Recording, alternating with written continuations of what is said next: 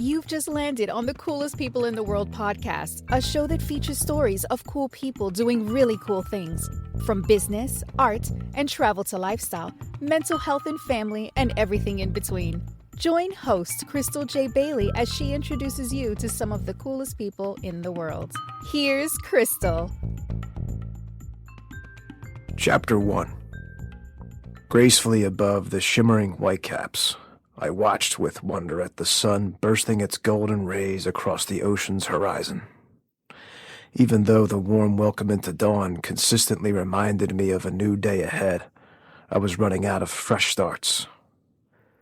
My shivering left hand was tightly gripping the Atlantic City boardwalk's railing as if I was trying to pull off all 5 miles of its steel single-handedly.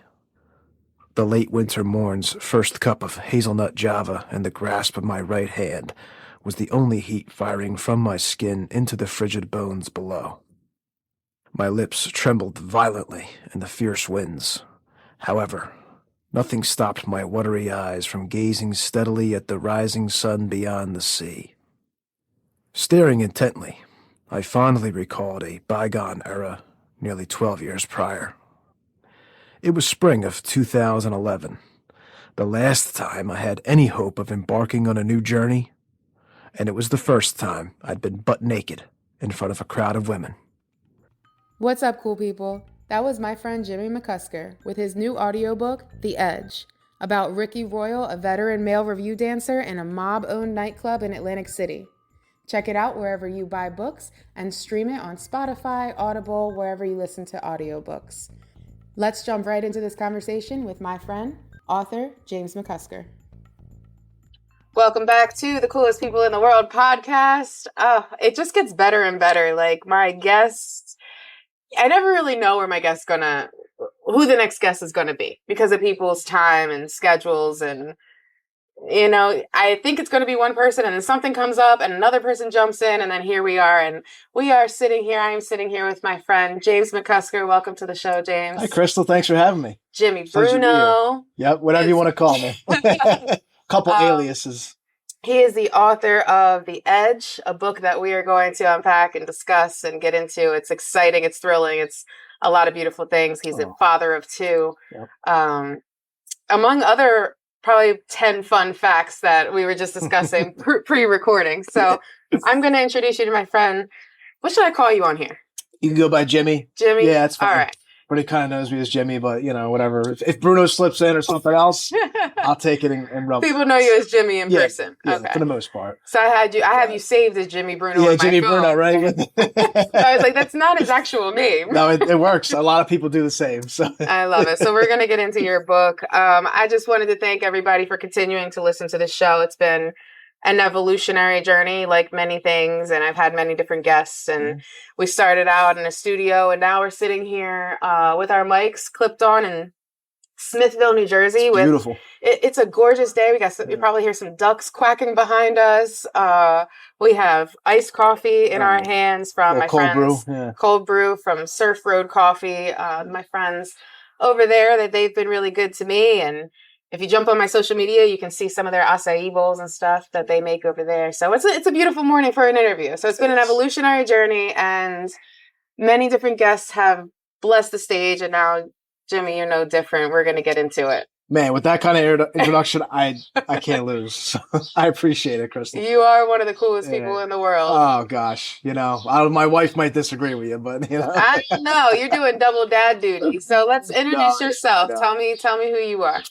Jimmy McCusker, born and raised in Brigantine, New Jersey. All my life, been a beach guy. Moved to PA for college, and I loved it. I went to Delaware Valley College.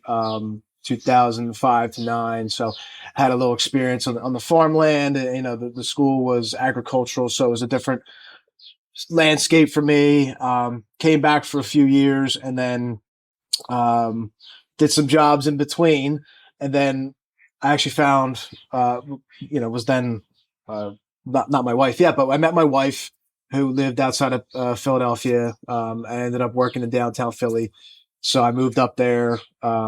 Lived there for about 7 years, and then I moved back to Jersey I guess about a year and a half ago. We're in Tuckerton, Little Egg, Ocean County area, and loving it. As you mentioned, two beautiful kids, just A new baby, new, fresh to the world. James the fourth. James the I'm fourth. James Charles the third, so he's the fourth. We're trying to do like the popes, like fifth, sixth, but he is just amazing. As is his sister. I mean, it's what it's all about. As you know, as a parent, it's the ultimate joy. Absolutely. And that's what keeps you going and keeps you creating. And so, and they're beautiful. We were just exchanging some kid pictures. As are yours. Thank you. Yeah. So I was thinking about this South Jersey thing, and we were kind of discussing that as well. It's like all these guests, not all of my guests are from South Jersey, and not all of my guests are from South Jersey, but there's something special about here that I think gets kind of overlooked. Like there's a lot of talent here. There is. And how I found you is a perfect example of that. Like writing for the local publications and meeting the different people, business owners and creatives and authors. I'm like, wait, we talk about Philly and we talk about New York, but South Jersey is really filled with some talented people. It's a hidden gem for sure. It is. Because there's so much going on. I mean, if you think about it, like New Jersey in itself, but South Jersey, it's got everything. The landscape, you got the beach, you got the farmland. You're in between two major cities, three if you're including Baltimore. There's so much here that gets kind of just pushed to the wayside sometimes because there's so much. We're in the shadows, but when you really dig deep and dive into what it is, you find so much. Yeah, absolutely. I mean, just the setting alone is a perfect example of that. Gorgeous day. It's brisk. We're on the Smithville. We got ducks and just ducks gorgeous. quacking and floating across the water. It's tremendous. I love it. Which what brought me back too. I mean, again, I loved living in the Philadelphia area, working downtown. I did 2-3 years commuting into Center City, and it was a time in my life. Just got married, but things brought me back to the South Jersey to my roots, and my wife was on board, and we wanted to raise a family here, and there's no better place. So the opposite side of this kind of like family man is, we'll get right into that. It's kind of exhilarating in a way. It's you have this clean cut demeanor. You are a dad. You're a wonderful human being.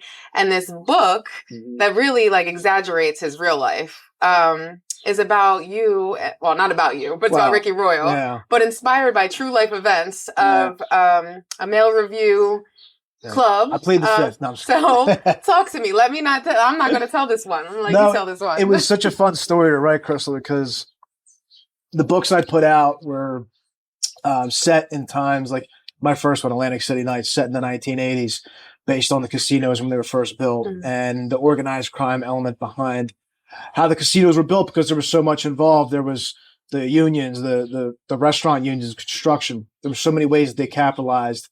The mob guys back then, and the story around it was awesome, but I wasn't here for it. So I was able to put a fictionalized twist based on what I learned and what I researched and the people that were around. But for The Edge, the new one, I mean, I was firsthand in what the subject matter is. And so let's give the audience a kind of rundown of what The Edge is about. And then The Edge is about just, regular guy, mid-30s, who lives in Atlantic City, but he lives a kind of a different lifestyle because he's a part of the Mail Review in Atlantic City, and he's been at it for over a decade. So he's seen the world and met the world, but he's looking for more.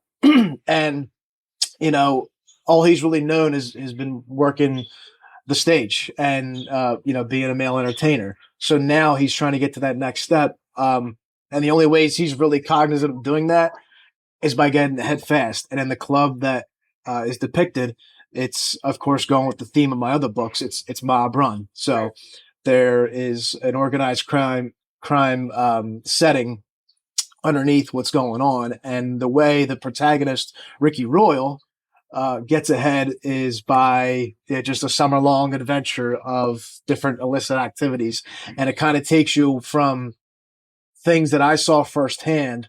Being in that job for, call it 3-4 years almost, into a kind of a unique mob drama, a little romance, a lot of mystery, a lot of genres packed in one. So it was fun because I was able to put so much texture and personal experience into it with also creating my own, own fantasy. Yeah, but using your own Yeah. experiences Yes, at the yes. same time. So It was what does your great. wife think about this? Is a real Oh, question. she loves it. Yeah. Well, when she first met me, I mean, I was still doing it. So Okay. I was kind of getting out of it at that point. But she'd come to some shows in Philly and AC. So she saw what it was all about. And again, with the movie Magic Mike coming out, it was fresh in people's minds. And everybody wanted to come see what this mystique was about. Yeah. This just, different world that, for years was, you heard about it like Chippendales and stuff like that, but it really wasn't brought into mainstream until the movie came out. So,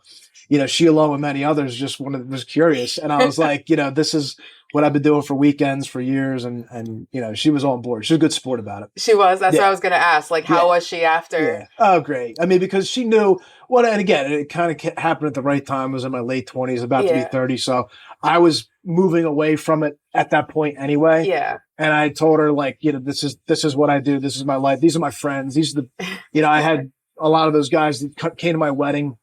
I mean, people I still talk to this day. I love that. She knew how much I had fun and how much of an experience it was. It's such a cool, unique experience, really coming from your point of view, I think, too, because of the life you live now. And you are a published and award-winning author. Thank you. And like you're just raising a family, but like you had this little cool life experience that you can tell this story about and dramatize now into a book. Well, yeah. And that's what it was all about for me. I mean, again, I was far from the star on stage, the marquee guy. I, appreciate it for what it was. It was an experience for me. Yeah. And I met some awesome guys that I worked with. And like I told you earlier, I met people all over the world from Europe, from Australia, Finland, London, you name it. I mean, it just, everybody was coming to see these shows, and just to be part of that, something just so beautiful. And I didn't want to, take it for granted. I look back with a smile. I love it. Yeah, because now, I mean, I do live a quiet, unassuming life. And,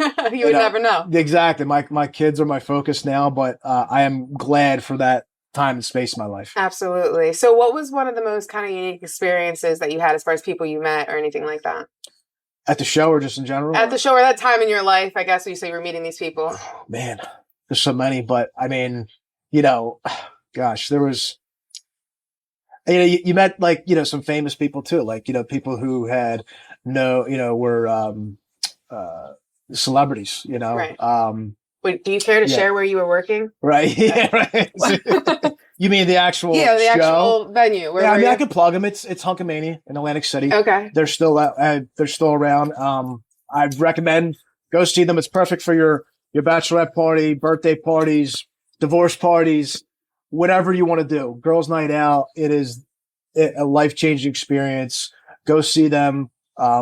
I highly recommend for anybody just to be part of that. So these interactions are happening in Atlantic City. Absolutely. Atlantic City. And it's all over too. I mean, they have a show in Philly, the headquarters in New York City.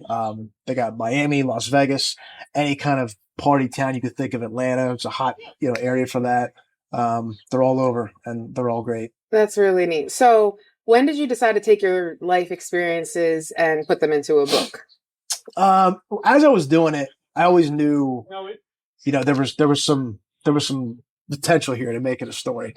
I just didn't know what it would be. So, and even then I was writing other stuff like the Atlantic City Nights, and I had a romance out there, Left in the Sand, some kids' books, of course, at the same time. It all but it wasn't until maybe 5-6 years out of the show where I sat and I was like, I needed something fresh to write. And I'm like, why not talk about those days and turn it into, not just a guy, Ricky Royal, who works the show, somebody who anybody can relate to, because, for the most part, he's just a normal guy, but turn it into this twist of where he gets kind of tangled in with the mob, and there's some gang activity, and it kind of just takes it a little journey, and some of it's hyperbole, but it is just, it was something that hadn't been done before. I call it Magic Mike meets Casablanca meets Sopranos. I love it. I'm bringing all these things together that hadn't intertwined before. So, all right. So Find the Edge on Amazon, wherever you buy books. Let's talk about some of these. The audio too. And we just, narrated by yours truly. It was something I always wanted to do. I had my first book, AC Nights, narrated by a wonderful guy in Malvern. at his studio, and he allowed me to come in and do this one on my own. So that was the funnest thing in the world to put my voice to the book.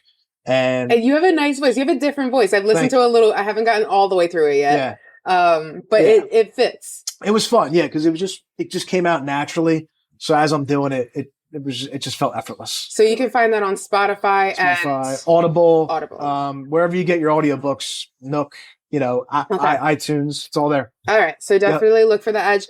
Buy the soft cover book, the hard copy book is what I was trying to say. All the above. And definitely check out the audio. And you had other people though; it wasn't just your voice. Who you had other characters? Yes, actually, my wife played a character. Oh, nice. Yep, Adrienne McCusker. So she has a shout out as a voice there.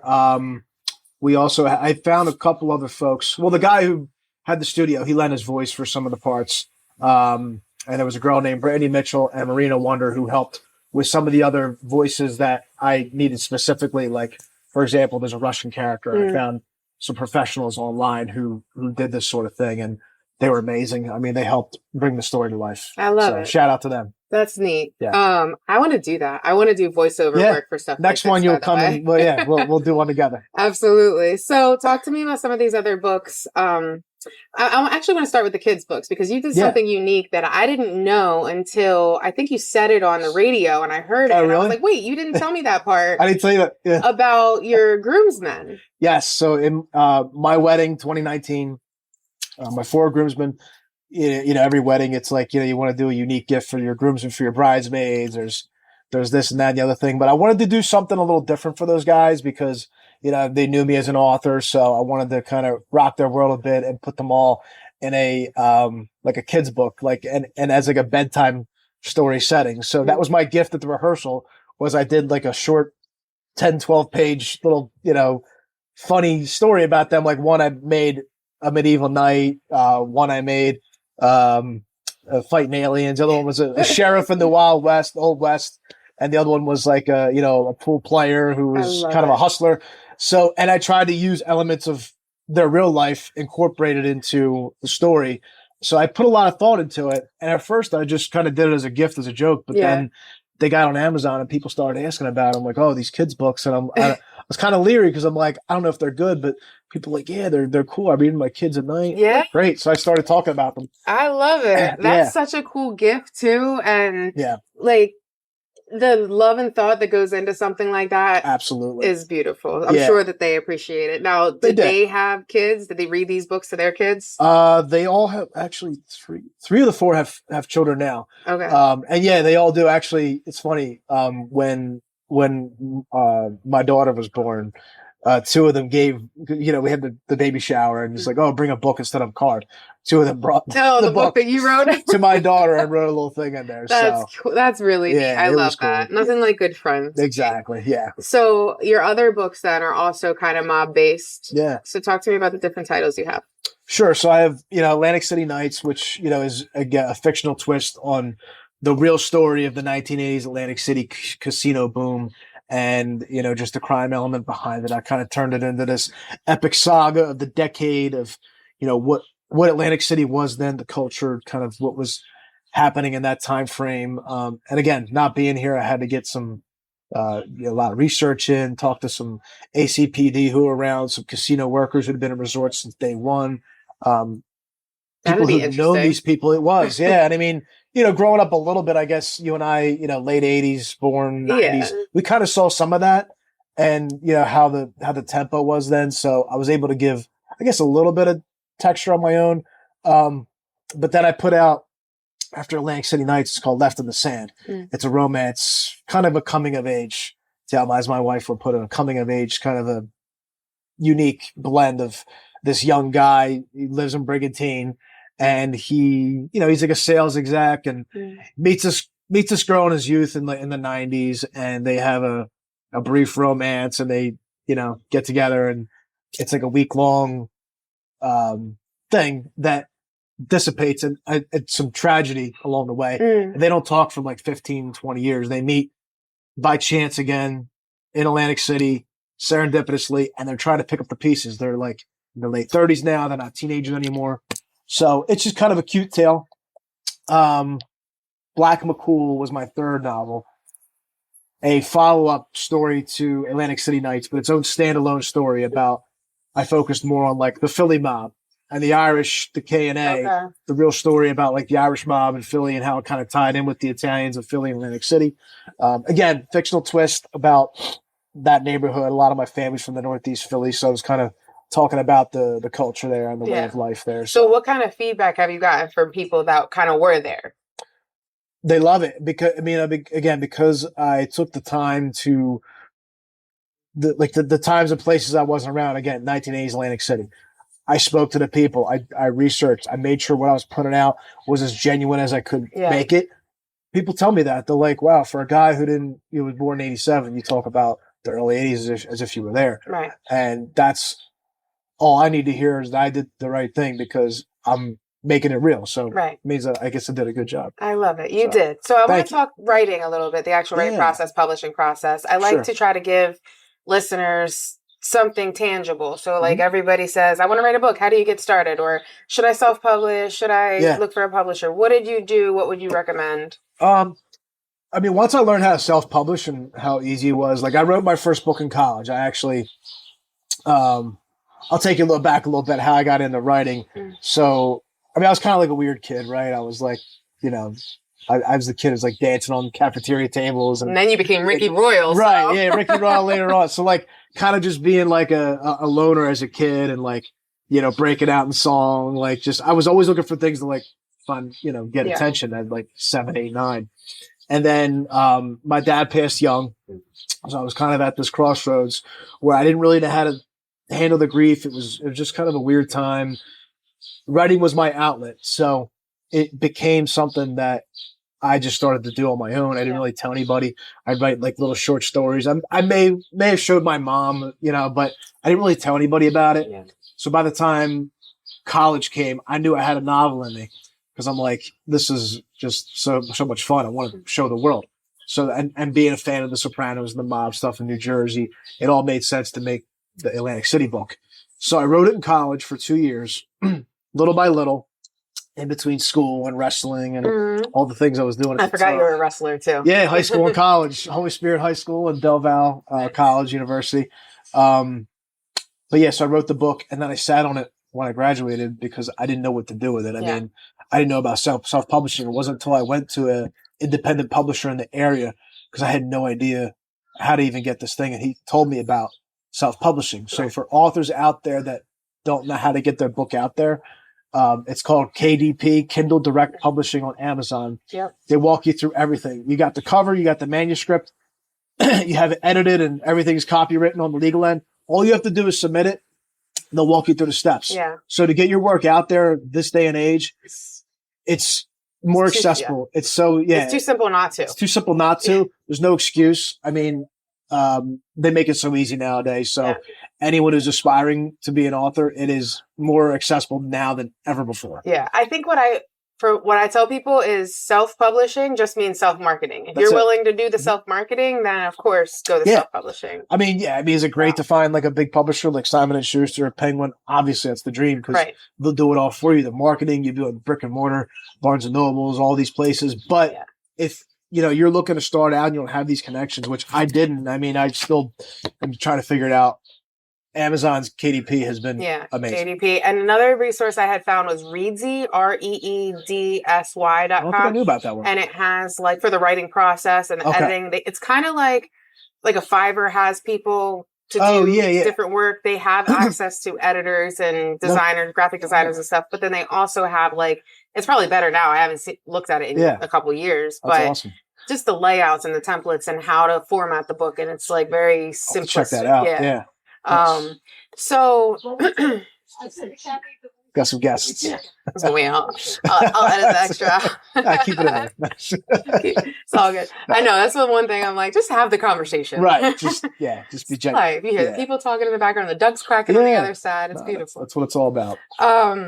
Okay. So like, what are you working on next? Oh, wait, did we finish talking about writing? So was there anything else as far as... No, that was it. I just, growing up, it was my outlet. And that's how I kind of like transcended into doing the novels because I'd write like these little short stories or whatever. And then, later on figured it out. Yeah.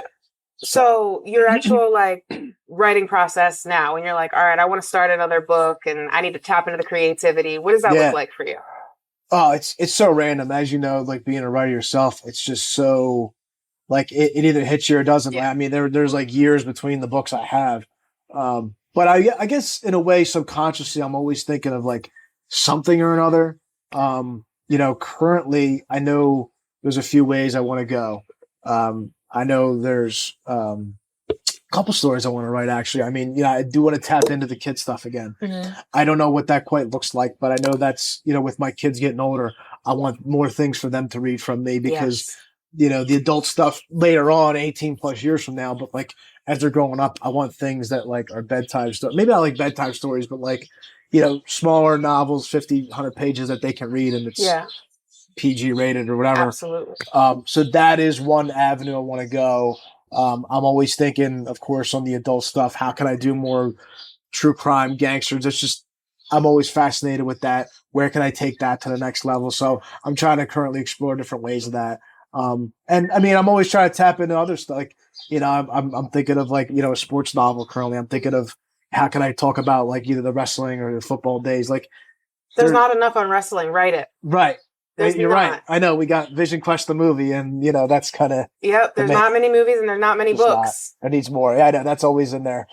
And it's such a great sport. Like we can even talk about it for a second because it's important sport to me. You were involved in it for many years. I manage a wrestling team. Yeah. My son's a wrestler. Yes. Like a lot of my friends are wrestling coaches, and it's just the sport itself and how it builds. Yeah. I think I would say a young man, but these days girls wrestling has come up so much. It's huge. My college actually has a girls team now. Yeah, really? Back when I was there, I mean, we didn't have any girls, but I seen a little bit in high school, like there was a girl or two wrestling. Now it's a whole movement. And then I think it's awesome because it's good for both boys and girls. Yeah. It's a tremendous sport to be a part of. It made me who I am today.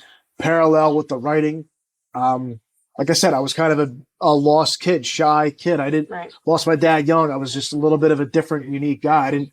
I played soccer. I played all these other things, but I wasn't like good at something yet. Wrestling made me good at something.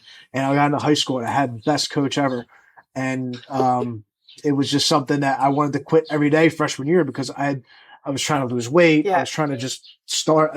In order to start on the wrestling team, you got to make a certain weight and wrestle off. So where I was at the time, there were some open slots that if I just lost the weight, I was able to start on the team. So I had to lose 15 pounds at 14 years old. Oh my God. Is hard to do. It is. And, in between the holidays, wrestling season covers, you got Thanksgiving, Christmas, Super Bowl. Right. So that was very hard, but the discipline and what I learned and everything that installed in me, it was things I still use to this day, the consistency, the routine, just the workout, the staying healthy, staying on my grind. I mean, I recommend it to anybody because it teaches you the work. Yeah, it's a wonderful sport. And as a mom, watching my son come in it, okay, so it's a wonderful sport and I haven't done it. Let's say that. You saw it firsthand. But you saw the grueling, practices that are involved, the amount of mental and physical strain it can bring. But the reward is amazing. I will say I've learned a lot from just being in a wrestling room. Even not being a wrestler. Yeah. And also watching my son. He's been wrestling for the last couple of years. And the young man he's becoming in the sport is... Oh, yeah. It's turned him into a man. And he's going to take these qualities. Even if he doesn't wrestle again, he will forever remember the shape he was in, what he learned, what his coaches told him. Yeah. It sticks with you. I'll be 37 soon. And I remember, the high school days as if it was yesterday. Yeah. And what my Coach Mark Love, installed in me. I love it. I'm trying to get Jordan Burroughs on the podcast. Oh man, that would be great. You talk to him? I had asked him. Okay. We went to school at the same time. That's right. And he wrestled Jimmy Garrett, and so we were in the same room together. And he's around in New Jersey now. We actually did. I had a conversation with him before I started the podcast. I was like, "You want to be on my podcast?" Oh yeah. Oh well, he's definitely in that coolest people in the world bracket. So I have an invite out to him. If you're listening, Jordan, we're ready for you. Come on, Jordan, let's go. All right, so let's kind of shift to parenting then, because I think one of the things that this show seems to be having a common thread, and what I think I've aim to do in my life is to create like a little piece of legacy for the person on the other side of the conversation, Mhm. right? Yeah. Your kids will grow up one day and be able to Google you. They're going to Absolutely. find, Yeah. hopefully they're going to find this podcast. Right. They certainly will. Um, This will be still going decades ahead. So Absolutely. I know it'll be. So yeah. oh, sorry. Go ahead. So what I'm kind of want to open the floor to though is like, what do you do it all for? Like, if your kids did land on this podcast, like, what do you want people, the world, to know about you? Like, Yeah. That's a great question. And what I want to teach them, a lot of things, but like specific to like, I guess if we're talking about the writing, a lot of these stories can be intense, right? Especially like what I'm talking about, like with the gangster stuff in the show and the romance. There's a lot of colorful language and scenes I use. right. But I do it in a way I feel as if in good taste and to entertain and to tell a story that's unique because let's face it, life is hard. We talked about it like every day, especially being a parent and working. You're constantly under siege. So if I can and we can't live in the past or do these certain things, but if I can take you for however long it takes you to read the book, a few hours, a few days, and bring you out and into a different world and entertain you and have you just enjoy a unique kind of story, the good, the bad, and the indifferent of it. That's the gift I feel I would love to bring. That legacy is to just have one or two people tell me, wow, Jimmy, that story was great. I really just got lost in it. The words, what you tell them, the scenes you describe. That's what I want to do. And that's what I want them to realize is that, again, you got to enjoy life. It's those glimmers of hope and those glimmers of joy that make it what it's all about day to day. So if I can entertain you for a little bit in between your hectic life, that's my job. You talk about glimmers of joy as I'm smiling ear to ear because there's about 27 ducks swimming by us. Yeah, they are in the little lake. Lined up, man. Yeah. They're listening to the show. Welcome back to the coolest people. We got an audience now. Live audience of ducks. But yeah, no, that's one of the things. Outside of that, I was just talking about this with somebody the other day. It's something my mom always said, and we as we move through life, we're in different phases, and we're different people. But along the way, if you can remember 3 words, is to just do the right thing, and if you can remember 3 more, to do it all the time. My mom always said this to me, and she's gone now, God rest, but those words still resonate with me. And if you could do the right thing all the time, whenever you put in a situation, again, we're going to be confronted with stuff where it can be a gray area, but that's what I want them to learn. And I try to bring that through every lesson, and I plan as I go along the way to teach them that. Yeah, I love that. No, it's a great advice. And my dad's always, the advice I always repeat from my dad was, don't sweat the small stuff, and it's all small stuff. Again, very true. Yeah, it is. It is. When you think about it, from beginning to end, we're not here for long. We're not. We're pretty much just walking each other home. It's a short life. I say that all the time. I love that. Yes. Look at that. It is so true. I actually want to make this. There's a painting that kind of still lives in my head that I want to create about walking each other home. But it is. We're shining lights on the journey. Exactly. And that's why this podcast is so important to me. Like, so important. Yeah.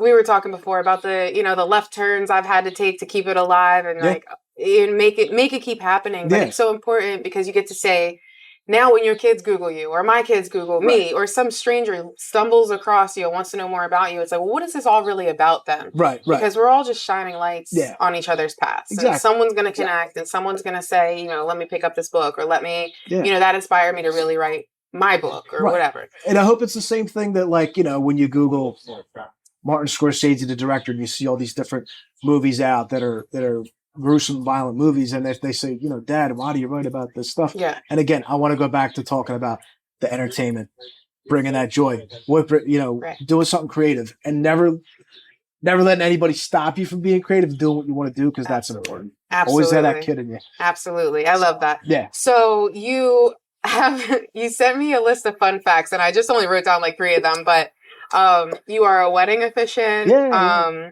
A notary, you volunteer, you run every 4th of July. Is that what? Yes. 4th of July? Actually, I missed last summer, and I don't know about this year, but I run since the year 2005. I've ran the beach actually with my buddy Joe, who we just talked about. He hasn't done it for a couple of years, but we started back when I was in high school from the north end of Brigantine all the way to the jetty. So it's like 4-something miles. And we do it with the American flag. And it's just something that, I mean, we're coming up on the 20-year anniversary soon, so maybe we'll get together next year and do it. I love it. But for like 18 years straight, we were doing it. I mean, in between having some other people join us, but like it was something that just was really cool. But I thought about it as we come up on the holiday next week. You know, it's always been a fun thing. People look forward to seeing it. It is next week. I didn't realize that. Yeah, it's coming up. I know, it's nuts. Well, now the pressure's on to publish this by 4th of July, and I expect you to run. Right? Yeah, I got to plug the 4th of July run so that I got to expect you to run now. I'm coming. I'm coming to watch, not Bring run. a team. Everybody's always welcome. I always say, anybody that tells me they want to join, they're always welcome. I love it. So you were speaking about Sister Jean's being a meaningful organization to you as well. Sister Jean, God rest, has always been just a pillar of the community and this area. I mean, she's well known, renowned for her generosity and her spirit. So, I mean, I can tell you that is still alive in the folks that run it today page, Reverend Scotland. I mean, those guys, they're just running such a beautiful thing. And it's always been a part of me because I remember Sister Jean, and I remember back in 7th, 8th grade when I was with the Brigantine Crossroads Youth Group, Reverend Scotland ran it, and he used to pull us out of school to help volunteer at the kitchen. And, you know, it was cool to get out of school, but we would get to volunteer and help, you know, those that are less fortunate in Atlantic City that need to be fed and, you know, need the socialization and to feel a part of something. And it was more than just a soup kitchen. It was more than just like her giving out food. It was a community, and she made it that way. And it's still those same values are there today. I kind of got away from the volunteering piece like after high school because, you know, college and life got in the way. But as of last year, as I was telling you, moving back to New Jersey made me think of a lot of things, and helping out that kitchen was one of them. And I got back on board around the holidays. I met Paige, reconnected with Reverend Scotland, and really just got in there. And I was consistent with volunteering at their pantry once a month. I think they just reopened their kitchen a couple weeks ago. But the pantry is another great thing that they had. They started around COVID. And I haven't been able to volunteer this month or last because of the birth of my son, but I do plan in July to get back on that once a month frequency, because when you go there, I mean, you've seen it, you know the people. It is just, it's a magical place, and being able to help those that are in need, because there's so many in need. I'm a big advocate of just the homelessness, the people that are in the Atlantic City area and all over the country that need this help. They need to be fed. They need it. Absolutely. So, I love it. I love your big heart. And I love the combination of the multi-dimensional different parts being that you are. And this, we keep talking about the birth of your son. And literally, like, he's a couple weeks old, right? I just turned a month, a couple of days ago. So a month. May 24th. So we're the 28th today. So a month and 4 days. And how old's your daughter? Daughter is 2 years and 8 months. So is your wife home with both of them right now? She is. I think she's. Show her more love. She deserves all the love. Does, I know. Daughter's in daycare. She's with my son. But I think they're doing some errands. Okay. Shout out to my wife. She's tremendous. An amazing mother. I mean, just firsthand. Like, she's a natural. Couldn't do it without her. I feel we couldn't do it with each other. We're a great team. Yeah. If one is handling one. One's handling the other. We're 2-on-2. We work as a team. We try to communicate. No one's perfect. Things are gonna slip and get crazy, as you know, as a parent. But you do the best you can. You guys are in the thick of it, and if you feel that way now, that's exactly. beautiful. And as they get older, I'm sure there'll be more challenges presented. So it's just a different kind of hard. Someone told me when I was a new mom, it never gets easier. It just gets different. I mean, I believe it. I believe it. I look forward to when they get older and seeing how that looks like. But it's been a hell of a journey. Yeah, absolutely. Yeah. So on the journey, it's perfect segue to the big question. Yeah. When do you feel like the coolest person in the world? When do I feel like? Mm-hmm. Oh man, that's gonna bring me to tears. But I love that. In the morning when my daughter wakes up and she's saying "Daddy, Daddy, Daddy," and the moments throughout the day, especially recently with my son, when I'm holding him and he's so awake and he's like looking at me, that look with the wide eye, and they're like this.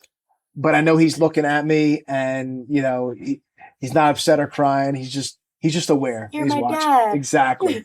I mean, I've done a lot of cool stuff we talked about, Yeah. and as have you, but you may agree that I feel the coolest when I see my kids for like the first time or when I pick up my daughter from daycare. Yeah. There's just no better feeling. No, there's nothing I melt. like it. I'm a lush. Like, yeah. Especially with my daughter, having a girl. When I first had her, I for no reason, I'd be like an emotional wreck because I was like, this is my heart. This is what it's all about. Softens me tremendously in all the best ways. Absolutely. And how lucky is she and how are they to have a dad and a mom? And I haven't met your wife, but she sounds like a wonderful woman and She's a dad wonderful. that cares so much. And it cares enough to leave this legacy behind, cares enough to say, I care about what I'm putting out to the world. Right. And right. It does. It's a magical feeling that just kind of keeps you going. And I look at my kids and I'm like, and my daughter just turned 14 and my son will be 10 this year. Yeah. And I look at them and I'm like, I made you? Like you came out of my body? Like you are my flesh and blood? Yeah. It's so weird when you think about it and you think like, you're leaving this legacy, these people. Like, yeah, you created that. That is you. And I mean, I always kind of believed that, and people always talked about it. But I mean, you could probably agree. Once they were born, once you had kids of your own, you fully, wholeheartedly know there is no greater joy. There's no greater passion than being a parent. And nothing more important than making them happy. Exactly. That's what it's all about. So, and everything I do, and as you do it for them now. Like when I work and what I'm earning and what I'm doing, all I'm thinking about is them, setting them up for the future, making sure they have the best schools, the best opportunities. I love it. I love it for you. Well, thank you for being on the show. Thank you. This is beautiful. Is there anything that I didn't ask you that you like? Or you know what? Before we go, I did have a question. Okay. Again, with the kind of tools that I like to give people, if there was a piece of advice you could give to maybe your younger self or someone listening that's really moved by your conversation that you wanted to pass on to the world, what would it be? Oh man. I mean, there's so many good quotes out there, but there's one I heard recently that it resonates with us, and it's so hard because we tend to look at certain events in our life and hold on to them, and sometimes a lot of times for the worst, like a death of a family member, something we did or something that happened to us. But the easiest way that I could put it to my younger self and to now and to anybody out there, really any human being, if you don't move past it, you simply stop moving. And you see it with a lot of people that just can't get over a certain thing, no matter how tragic, how bleak, or how horrible. It's easier said than done, but I think, if you let time heal and just gravitate towards moving forward, you will find a way. You may not, forget it or, get it, but you will see things transpire if you let it. And so if you don't move hard fast, to do. It is hard. And you only know that in retrospect, though. Exactly. You only know after you've moved past it that you can look back and say. And I know it's a gray area too. Everybody faces different challenges. Yeah. I can only speak for my personal, experience, the things that happened to me. But as best as you can move forward and move ahead, or else you will stop growing. Yeah. I've been stuck on this question recently. I even think I said it maybe on the last podcast, but someone asked me recently, decide what you're over and leave it. Leave it. It doesn't have to all come. Exactly. And it's not that again, if I could use an example of my dad passed away, my parent passed away, as you can, relate, it's an extremely horrible event, and it is something that you never forget. Right. And I still miss my dad and my mom to this day. They're who made me, but I guess I don't let it stew, and you don't let it hold you back from that. I lost my parents, feel bad for me, because that's the kind of stuff that gets you caught up and you stop moving. If you say, well, I missed that, when I look at my kids, I'm like, man, I really wish they were here to see their grandkids. I say, well, you know what? I know that they're above. I know that they're in me, and I can install the same values they would to them. And that's the compromise. That's one of the things I love to do with my kids too, as my dad always said. Yeah, exactly. Yeah. And he lives in you. Yeah. That's a huge part of you that will never go away. Absolutely. And that's what it's all about. I love it. Well, thank you again for being on the show. This has been a beautiful conversation. I'm sure we could talk all day. I know. Beautiful scene of Smithville, New Jersey. I think this might be my new podcast spot. You should make this. You just set up, get a table. There will be ducks in every episode. Exact ducks. People walking by. It's great. But thank you so much. Thank you. So be sure to like, comment, follow the podcast. Be sure to look for Jimmy's social media in the show description. Check out The Edge, listen to The Edge and all of his other books, and just keep up with what he's doing next. Appreciate that. He's exciting. Thank you for listening to the Coolest People in the World podcast. Be well. Talk to you next time. You've been listening to the Coolest People in the World podcast with Crystal J. Bailey. Visit us online today at thecoolestpeoplepodcast.com.